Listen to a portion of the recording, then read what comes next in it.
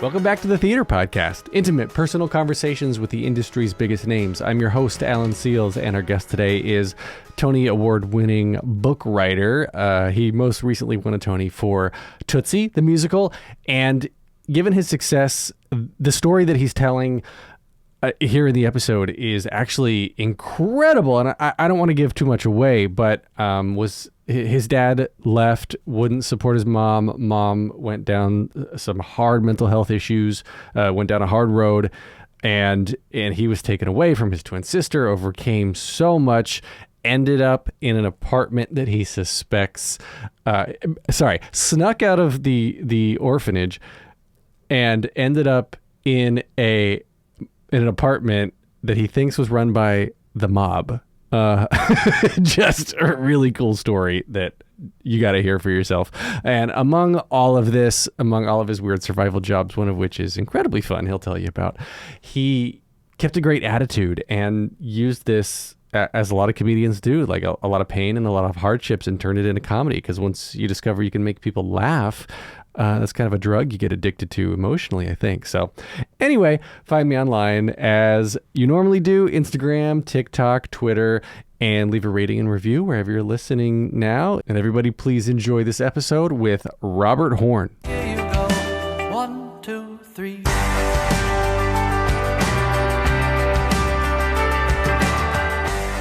Today's guest is a Tony, Drama Desk, Outer Critics Circle, and New York Drama Critics Circle award-winning book writer whose career began in film and television as a writer-producer on the iconic television series Designing Women, followed by the groundbreaking Fox series Living Single and the irreverent hit CBS comedy High Society, before being signed to an overall production deal with Warner Brothers Studios, where he developed, wrote, and executive produced dozens of network pilots and series.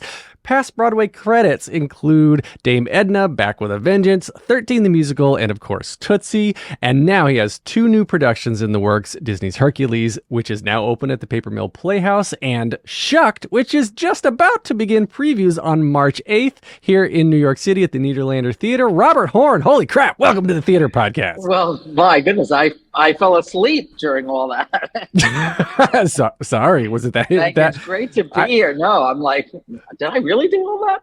Dude. At only 23? That's amazing.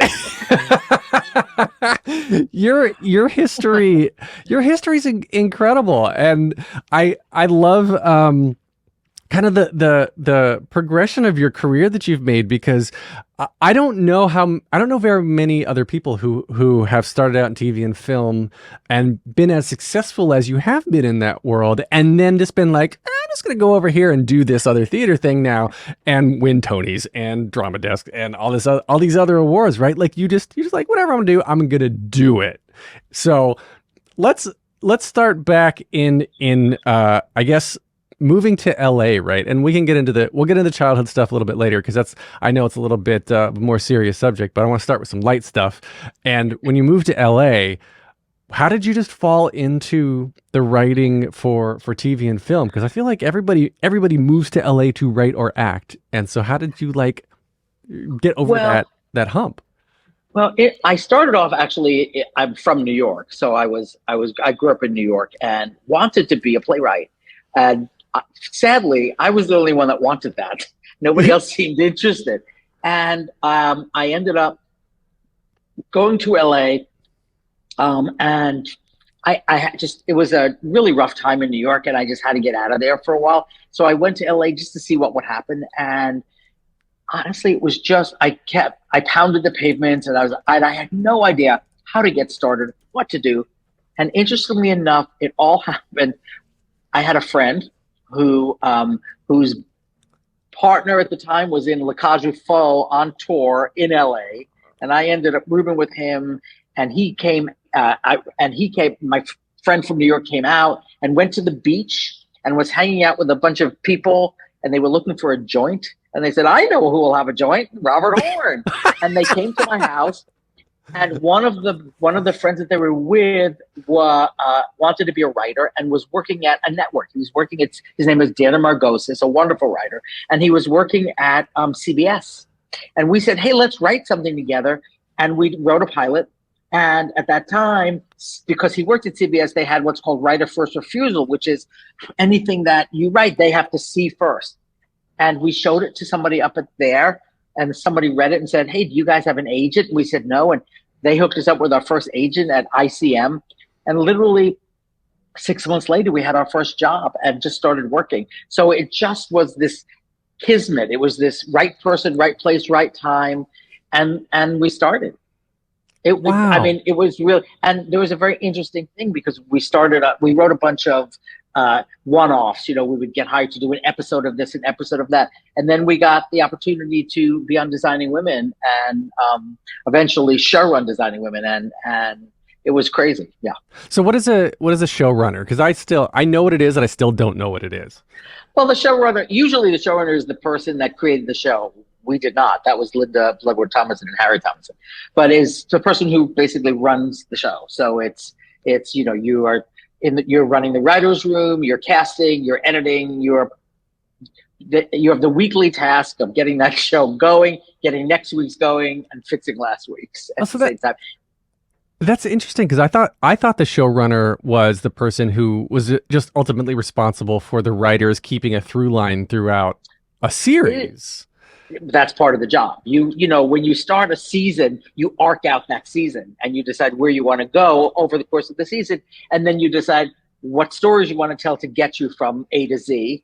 And then you put a staff together that, if you're smart, is much better at the things that you're not good at than you are. And then you just divide it up. What writers are going to write what episodes, and then you ultimately will have the final say on those episodes. But then you send people off to outline and script, and then you come together as a room, and everybody gets a stab at it. And it's a crazy job, and you do it. In those days, it was multicam, so there's not a lot of multicam left anymore. But you do it. You put it on a plate every week. Every week, you're doing a new episode, and you sometimes have 4 days or 5 days to do the whole thing. It's insanity, but it's just glorious. It is a giant sandbox with which to play in, and it's really great training for theater, ironically. Oh yeah, that's what somebody. I had a manager once back in the day, and they were like, "Oh yeah, with your theater training, I'm going to put you up for all these sitcoms." And I said, "Oh okay, cool." So I totally get that parallel because yeah, you're doing 2, maybe 3 or 4 takes in front of a live audience, and that's it. Yeah. That's all you've got after a couple days of rehearsal and then dress rehearsals. So yeah, that makes total sense. And what's really funny too is in working in theater, I'm a big rewriter. And people are constantly amazed. I'll come in, as the actors will tell you from the shows I do, I'll come in with the 20 and 30 new pages every day, or like 12 joke options for something. And people are amazed because that sort of isn't a lot of playwrights take a lot more time to be able to do that. But being weaned on television, you fix it right then and there. And you hone that skill rather quickly, or you're kind of sunk. Oh, that's interesting. Yeah, because there have been other writers that I've talked to that have been like, oh yeah, we'll go back and we'll have a couple weeks, or we'll have a day, or we'll come back the next morning. But no, you're coming in already with options. Are you then like they hate you?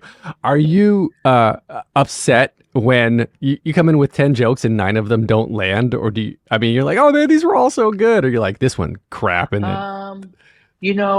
well, that's a good question.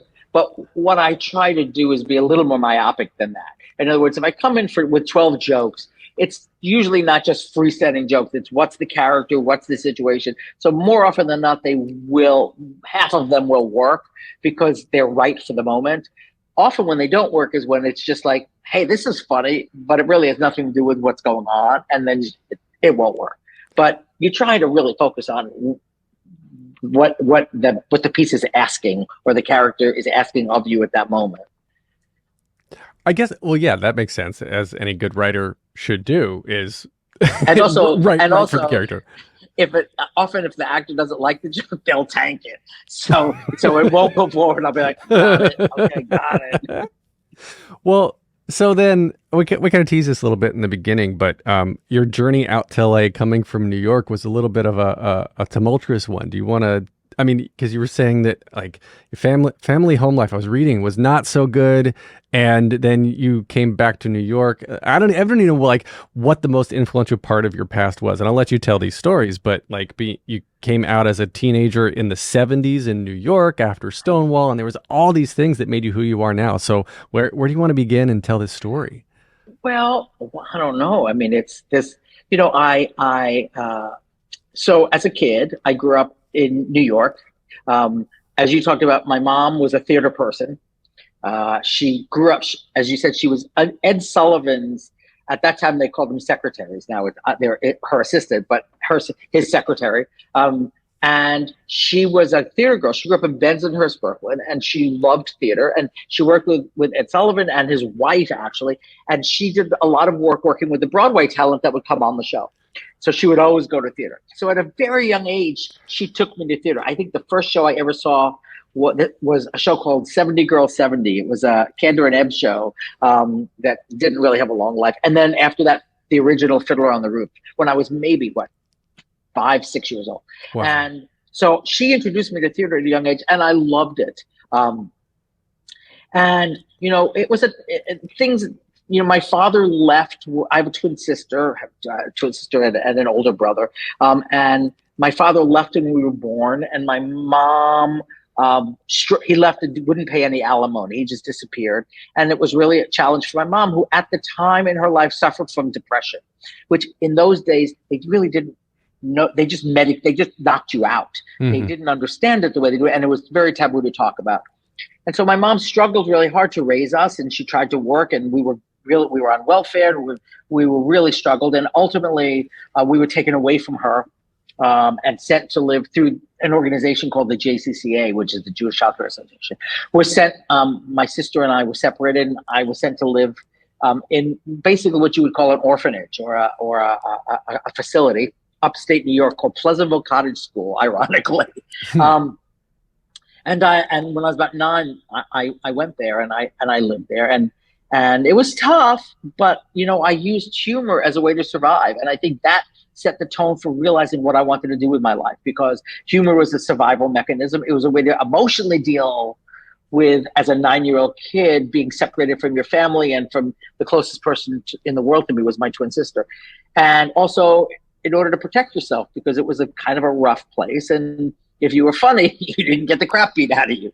And so I sort of honed my comedic skills through those survival techniques. And also my grandfather was in vaudeville, and he, as a very young kid, would introduce me to, we watched great TV shows together, and he introduced me to all that. And so I remember every year you could get a holiday gift, and I would always ask for, I want a book of Neil Simon's work, or it was something that had to do with comedy. And then when I was about 13 or so, a little over 13, I just ran away. I didn't want to be there anymore. I came and I ran to New York. You literally ran away? I ran away, yes. Wow. But it was the 70s in New York. It was a very, very different time. I lived for about 4 or 5 months in what's sort of called like a halfway house, a group residence. And then I got an apartment. I was maybe just shy of 15, 14. I got an apartment.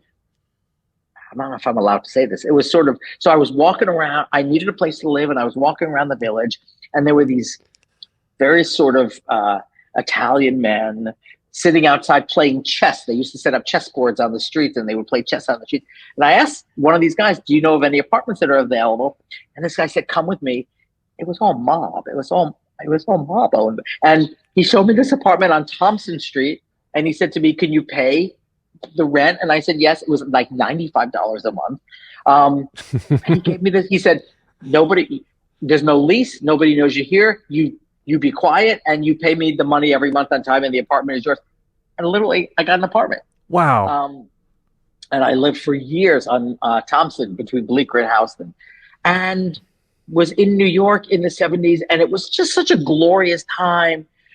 I didn't have that sort of burden of expectation from parents or family or what that was. But I will say this, and I do tell this story, and it's a true story.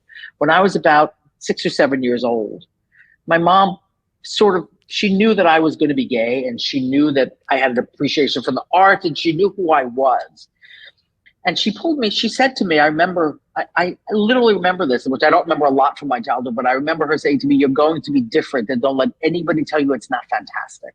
Wow. And so she set me up to have confidence at a very young age and sort of have survival skills. And I'll tell you, it was the most glorious time to be in New York in the 70s, wanting to be in theater. It was a renaissance of theater. It was the Michael Bennett years. And it was, it was incredible.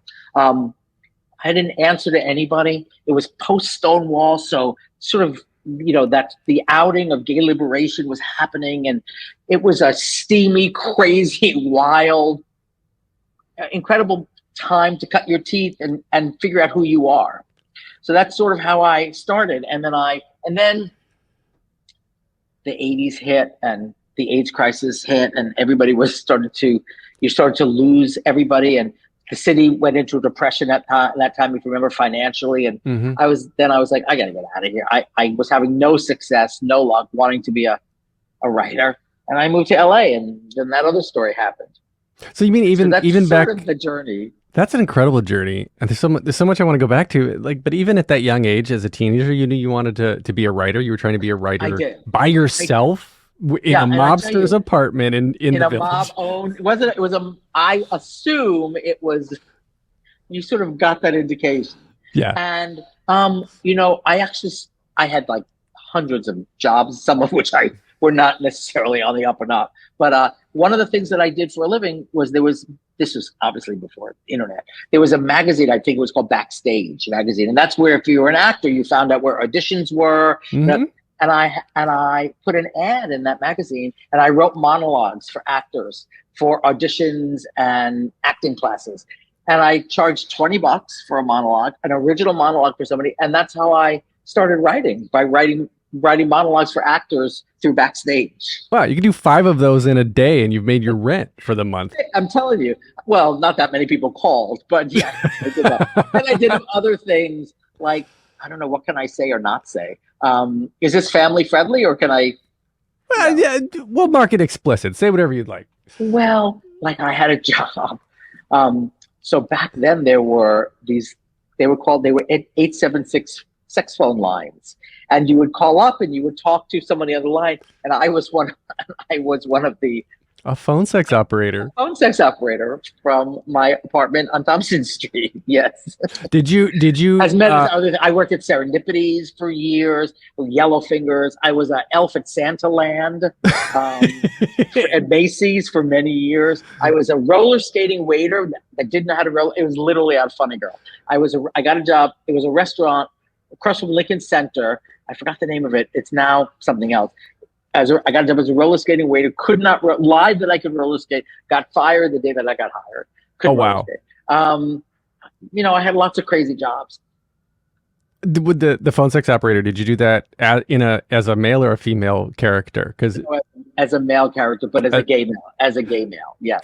You should talk to Josh Lehman about his story about being a phone sex operator. Was he one? He used to, before he made it in New York, he used to do it as a female. He would call up and men would talk to him, and he would be Fiona. So he would do this high pitch. He would pitch his voice up and become Fiona and have phone sex as a woman with other men. Yeah, I'm going to talk to him about that. Yeah. I actually was supposed to be. The fantasy was that I was a student in the UCLA dorm. That was what I was supposed to be. Here I am, this little Jewish kid, and yeah. So yeah, I was supposed to be a student in the UCLA dorm. It was. I can't believe I'm telling this story, but also you made more money if you were requested. Yeah. And so, and the longer you would keep people go on, the more money you make. So there was a whole formula to it. Yeah. Yeah. It wasn't my finest hour, but I was pretty good. I remember when I'm 42. So I remember in the 80s and like even in the early 90s, I think I would see like late night commercials about some of that stuff too. Yeah. So I remember it was like $2.99 per minute. And I remember all that. Yeah. The longer you stay on, the more money you make. I get it. Sadly, you might have talked to me. Well, you might not have, but no, I never called one. Might have talked to me, but yes. That's funny. Okay. I gave you pleasure. Well, then obviously this all leads to Disney. No, it does not. Hercules But, and yeah. Shucked. That is the worst Yeah. segue I probably have ever done on this podcast. But yeah, so now you've got two productions in the works. And I know like it always takes years and years for this stuff to actually materialize. And I remember seeing Hercules at Shakespeare in the Park. I think it was summer 2019, right? It was the summer before the pandemic, I believe. Correct. Yeah. Yeah. And were you involved with it back then, or like how does this I continue? was involved in it back then. I won't go into a lot of detail about that for many reasons, but yes, I was involved in that production. And then as it then moved forward from there, I continued to be involved in it. And yes. So the evolution of this kind of stuff, and I know that like even Shucked too has sort of been around for a while. I've been working on that show for 12 years. No kidding. 12 years. It started off, there was a whole other incarnation of it of which there is nothing left, which was another show, but it's where the seed of the show was born in terms of it. It brought together the incredible composers that are like family to me now. They've been on it for 10 years. I got a phone call from my agent asking me if I ever heard of the TV show Hee Haw. Right. And I was like, well, yeah, I did, because again, my grandfather loved vaudeville and he used to watch that, and I would watch it with him. And Grand Ole Opry owned the rights at the time and said, we want to do a stage version, a Broadway musical. And I said, I met on it, and what I said is, what I don't want to do is an Opryland show or a sit down show, like a variety show. I want to do a book musical, and they let me do it, and we did it. And I met Shane McAnally and Brandy Clark, the incredible composers who are very successful in Nashville, and we did a version of the show that didn't really come together. I think in trying to honor the source material, of which there really wasn't any, because Hee Haw was just a skit show of like 10-second skits and characters. It never really gelled. And so we did a version of it at Dallas Theater Center, and it was a wonderful team and everyone was wonderful, and it didn't work. And so we let it go. And then like 3 years later, we all got on the phone, and as the world really started to change, and there was just this little seed of an idea that we had talked about during that show. And I said, let's not give up. Let's start over. And as the world started to become more divided, and I really watched the vitriol that was going on, we knew that through comedy and their music, we could tell a story about division. And because really what Shucked is about is, I don't know, people are like, what is this show? What it really is, it's a show about this small fictional town in the heartland of America that grows corn. And on every property line there is corn. And these huge corn walls have closed them off from the rest of the world. And they're terrified of anybody that's different than them that might come in and change their way of life. And what happens is the corn starts to die. And if the corn starts to die, it exposes them to everything they were afraid of.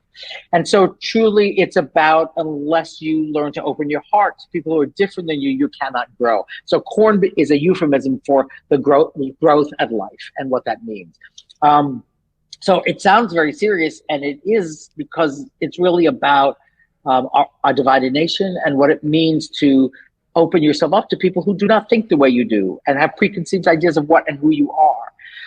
And we couch all that with incredible comedy and some of the most glorious music I've ever heard on the stage. And so there's my pitch. But that truly is what it is. And we've been having the best time. And then along comes Jack O'Brien, who is, the Yoda of theater, and all these other misanthropes and misfits that we've gathered along the way. And it's this really quirky little original musical.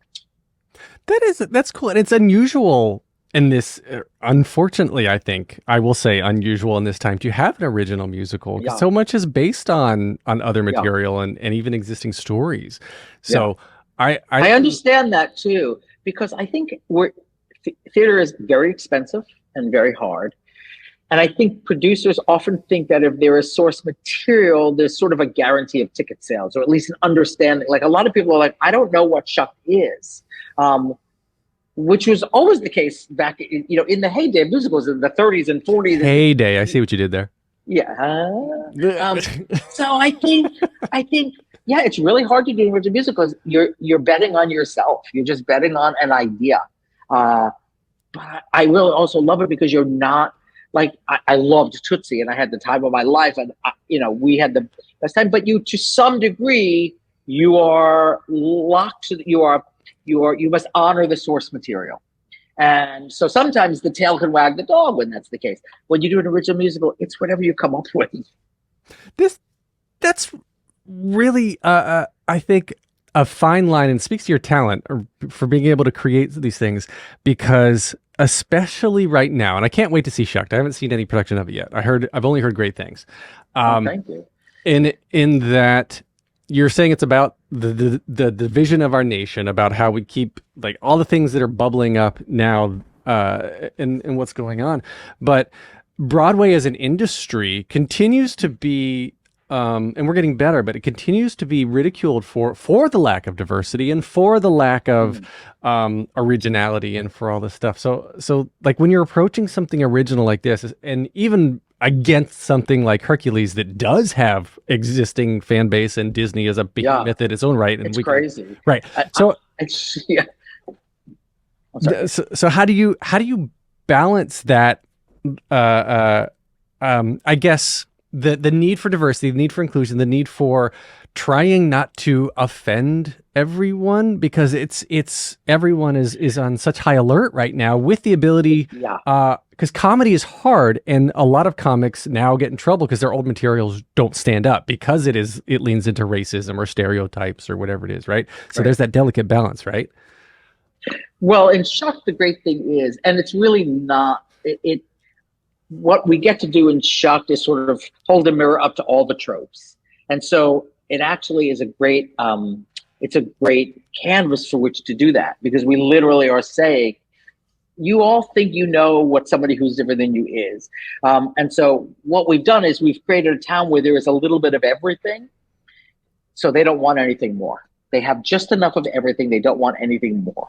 I think there's a sensitivity now towards everything. It's a very interesting thing because the world has changed and how you mount a show changes. And I think we're very conscious of listening to the voices in the room, of letting everybody participate and have a voice. And from the beginning, the understanding that not everybody's going to get what they want, but everybody will be heard. And ultimately, what you have to do is what's best for the show. The only God we honor in that room is the show. That's our temple. And so, but everybody, we make sure everybody's heard. And as a writer, I write in a bubble. So and often Shucked, there's the leads of Shucked are two very powerful female characters. Well, I'm not a woman. The same thing, I have these same issues with Tootsie. So I can only write from my own experience, but I can listen to the voices of people who have those experiences and translate that through my comedy. So that's what I try to do. And yeah, it's tough. A lot where it's very sensitive. And I think the problem is that we've stopped learning how to laugh at ourselves. So this sort of goes back to what I was saying and how I grew up and where my comedy was born from, which was learning how to take what was really difficult in my life and laugh at it and make jokes out of it. And I hope that we haven't lost sight of the fact that I think my comedy is never mean. I don't believe in mean comedy, but I believe in comedy that's honest and reflects the world we're living in.